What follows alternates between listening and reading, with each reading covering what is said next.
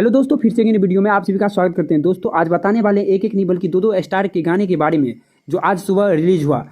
तो चलिए मैं सबसे पहले खेसारी लाल के बारे में बात करते हैं। तो दोस्तों आज सुबह खेसारी लाल यादव का एक गाना आया था जो कि बोलबम सॉन्ग था, जिस गाने का नाम था टैटू महाकाल के। जी हाँ दोस्तों, इस गाने को खेसारी लाल व शिल्पी राज अपनी आवाज़ में गाए हैं, मधुर आवाज़ में। और इस गाने का राइटर है अखिलेश कश्यप और म्यूजिक दिए हैं VR वर्मा और कंपोजर है शुभम तिवारी। और इस गाने की खास बात यह है कि इस गाने को नए चैनल से रिलीज किया गया था और 13 घंटा में मात्र लगभग 8 लाख के करीब व्यूज है। दोस्तों बात करें पवन सिंह के, तो पवन सिंह के गाने जो आज सुबह रिलीज किया गया था वो भी बोलबम ही सॉन्ग था, वो भी नए चैनल से रिलीज किया गया था। गाने का नाम था चूड़ी हरी हरी। जी हाँ दोस्तों, इस गाने को पवन सिंह और शिवानी सिंह के द्वारा गाए गए हैं। एक बेहतरीन ढंग से इस गाने को बनाए गए हैं। इस गाने के राइटर के बारे में बात करें तो इस गाने का राइटर है आशुतोष तिवारी और म्यूजिक दिए हैं प्रियांशु सिंह।